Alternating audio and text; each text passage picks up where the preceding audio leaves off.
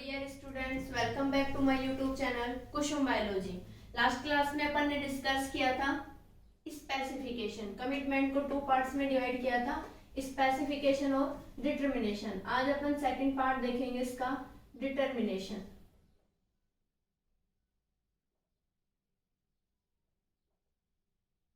Last class में अपन ने देखा था कि स्पेसिफिकेशन में क्या होता है, रिवर्सिबल, कि उसकी सेल अपनी फेट को चेंजेस कर सकती है। लेकिन यहाँ क्या होगा, इसके अंदर डिटर्मिनेशन के अंदर क्या होता है, ये होती है फाइनल स्टेज ऑफ कमिटमेंट, सबसे main.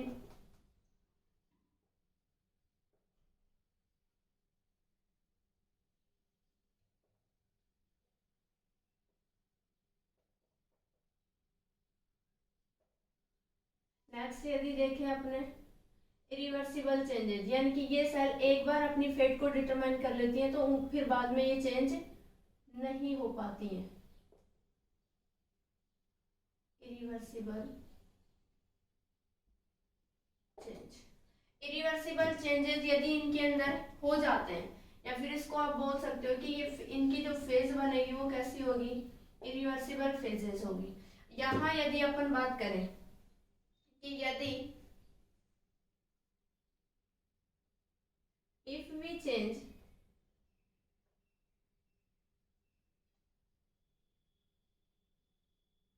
cell position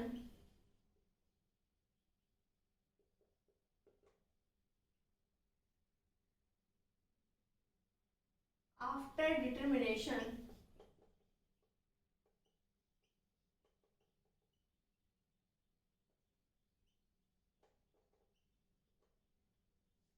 cell fate cannot be changed।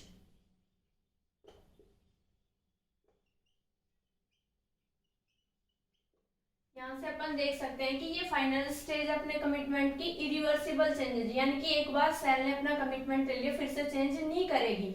If we change cell position, इस इरिवर्सिबल का मीनिंग होता है कि सेल की पोजीशन यदि एक बार चेंज हो गई है तो डिटर्मिनेशन के बाद वो सेल क्या करती है, चेंज नहीं होगी। अब यदि ये सेल चेंज नहीं होगी तो इससे पहले अपन ने देखा था स्पेसिफाइड, वो कैसी थी, वो सेल अपने पास थी यहाँ पे रिवर्सिबल। रिवर्सिबल होने के कारण उसकी फेट को अपन चेंज कर सकते थे, यानी कि वहां पे स्पेसिफाइड सेल फॉर्म हो रही थी। तो यहाँ कौन सी सेल होंगी, डिटरमाइंड सेल्स।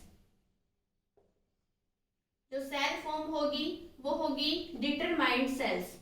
अब जो डिटरमाइंड सेल है उनकी फेट को डिटर्मिनेशन करवाने के लिए, अब जो ये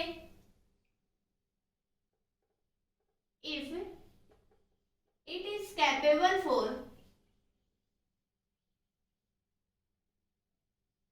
यानी कि ये जो सेल है अपने कंप्लीट कमिटमेंट को यदि लेना,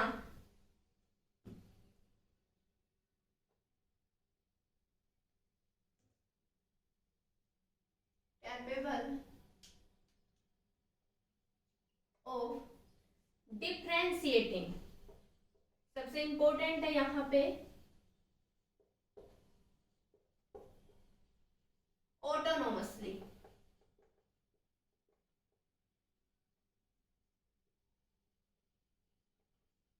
कि वो अपने डिफ्रेंशिएशन को यदि ऑटोमेटिकली यहां चेंज करने लग जाए।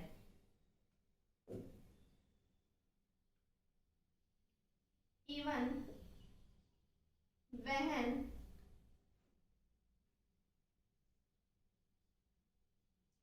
placed in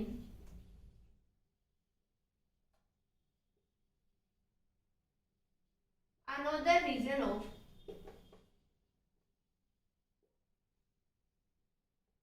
एम्ब्रियो, कि उस सेल को अपन ट्रांसफरिंग करवा सकते हैं, या फिर इसी की जगह अपन नाम ले सकते हैं दूसरा, मॉडिफाइड, या फिर मॉडिफाइड भी नहीं ले, non neutral medium.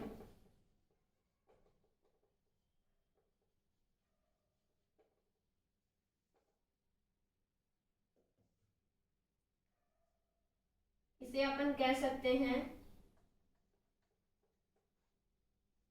Medium having fate,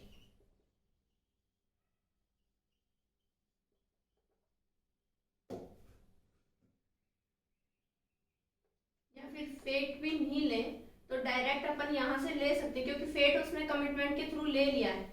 having signal for different cell,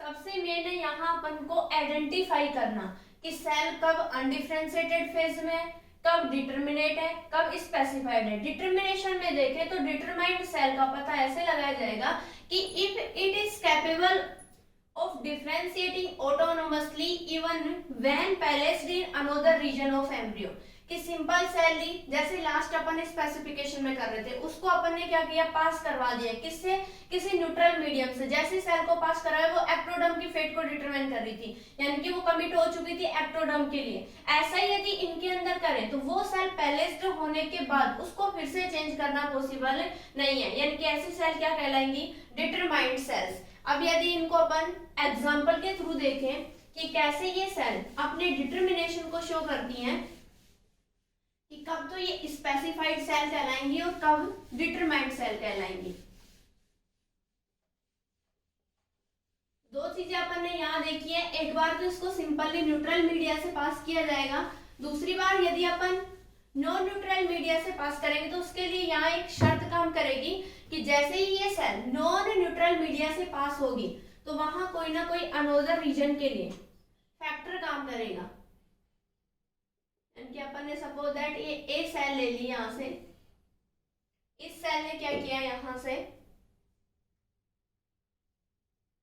formation कर दिया। अब जैसे ही ये सेल अपने फॉर्मेशन को शो करेंगी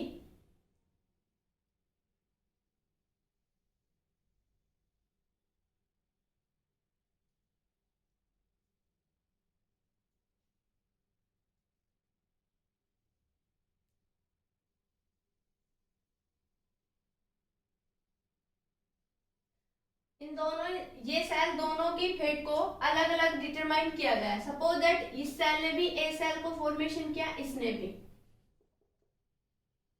यानी कि दोनों ही सेल कमिट हुई है ए सेल के लिए। दोनों फॉर्म होने के बाद इसे सपोज दैट अपन ने यहाँ जो ये मीडियम कंप्लीट लिया हुआ है, इस मीडियम को अपन बोले न्यूट्रल मीडिया, यानी कि इसको अपन ने किसके ऊपर लिया, न्यूट्रल मीडिया। और सपोज दैट इसने फॉर्मेशन कर लिया एक्टोडर्म फॉर्मेशन।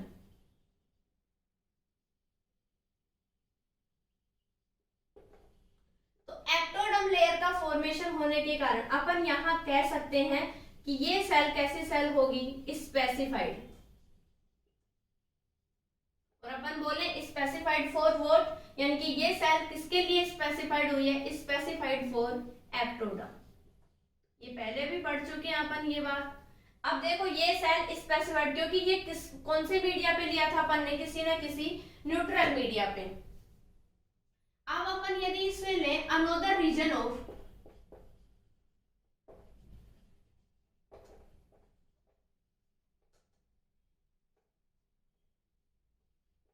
एम्ब्रियो सेल, यदि दूसरे रीजन के ऊपर लें और सपोज दैट वो सेल फॉर्मेशन करे मीजोडर्म सेल का। अब जैसे ही यहां से मीजोडर्म सेल का फॉर्मेशन होगा तो यहां फैक्टर काम करता है मायोडी। अब जो ये मायोडी फैक्टर यहाँ पे काम करेगा अपने पास, यानी कि मायोडी के लिए यहाँ अपन कह सकते हैं कि ये मीडियम जो अपन यहाँ से सेल को डालेंगे, इसके अंदर से पास करवाएंगे, वो कैसा होगा, non neutral medium. Non neutral media से पास करवाएंगे। इसकी यदि फुल फॉर्म की बात करें, मायोब्लास्ट डिफरेंशिएटिंग सेल।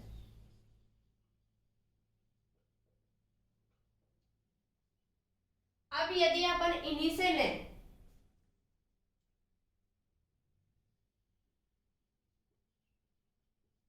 तो ये सेल किसका फॉर्मेशन कर लेंगी, मीसोडर्म का। मायोब्लास्ट को जैसे ही लिया तो अब ये सेल फॉर्मेशन करेंगी मसल फॉर्मेशन, यानी कि पर्टिकुलर किसी पार्ट के फॉर्मेशन के लिए ये सेल क्या हो चुकी है, डिटरमिनेट हो चुकी है। तो अब यदि यहां से अपने पास ये जो सेल फॉर्मेशन करेंगी, ये फॉर्मेशन किसका करेंगी, मीसोडर्म का, मीसोडर्म फॉर्मेशन।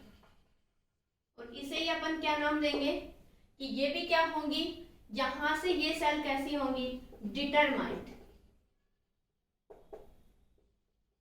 और determined for what, determined for mesoderm formation. ठीक है, अब ये अपने पास मीसोडर्म का फॉर्मेशन हो गया, डिटरमाइंड सेल फॉर्म हो गई। अब यदि अपन इसे नॉर्मल वे में देखें, यहाँ पे अपने पास ये जो सेल थी ये किसका काम कर रही है, डिटरमाइंड सेल के रूप में। ये जो सेल है अपने पास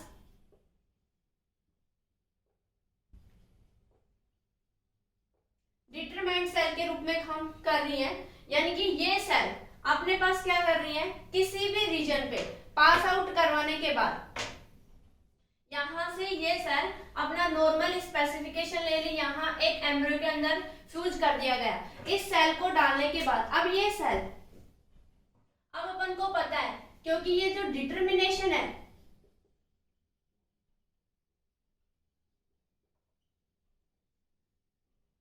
इज इरिवर्सिबल। डिटरमिनेशन का चेंजेस कैसे होता है, इरिवर्सिबल, यानी कि कुछ टाइम के लिए यदि अपन ये मान ले कि ये सेल भी कैसी बनी, एक्टोडर्म, ये सेल भी कैसी बनी, एक्टोडर्म, यानी कि कंप्लीट जो अपने पास यहाँ चेंजेज हुए और डिटरमाइंड भी किसके लिए हुई, ये सेल एक्टोडर्म। यानी कि कैसे भी रीजन में डालने के बाद, किसी भी रीजन में डालने के बाद यदि सेल की फाइनल स्टेज डिटरमाइंड सेल की फॉर्म में होती है, तो चाहे उसे न्यूट्रल मीडिया से पास करो या फिर नॉन न्यूट्रल मीडिया से, यदि उस सेल ने अपना कमिटमेंट एक बार ले लिया है तो वो फिक्स हो चुकी है कि वो सेल एक ही सेल का फॉर्मेशन कंप्लीटली करेगी।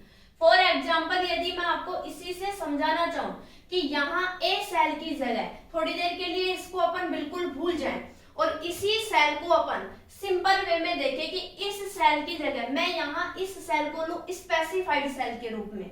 अब हमें पता है स्पेसिफाइड सेल क्या होती है, स्पेसिफिकेशन कैसा रहता है, रिवर्सिबल रहता है। तो न्यूट्रल मीडियम में डालने पर सपोज दैट वो सेल एक्टोडर्म का फॉर्मेशन कर रही है, और जैसे ही नॉन न्यूट्रल यानी कि another region of embryonic cell के ऊपर डालने पर वो मीसोडर्म का फॉर्मेशन कर रही है। तो क्योंकि यहाँ एक्टोडर्म फॉर्मेशन हो रहा है क्योंकि वो स्पेसिफाइड है, और यहाँ मीसोडर्म फॉर्मेशन होगा क्योंकि वो सेल कैसी रहेंगी, डिटरमाइनिंग सेल। तो यहाँ जो वो सेल डिटरमाइंड होगी वो किसके लिए हो जाएगी, फिर मीसोडर्म फॉर्मेशन के लिए। यानी कि अपन को याद क्या रखना है कि यहाँ से सेल जब अपने चेंजेज को स्टार्ट करती है तो वो सेल अपना डिफरेंशिएशन करने के बाद स्पेसिफाइड फॉर्म में जा रही है या फिर डिटरमाइंड में। यदि वो स्पेसिफाइड में जा रही है तो वो फिर से अपने चेंजेज को शो कर सकती है, लेकिन यदि वो डिटरमाइंड में चली गई तो वो इरिवर्सिबली चेंजेस करती है, फिर से वो चेंजेस शो नहीं कर सकती।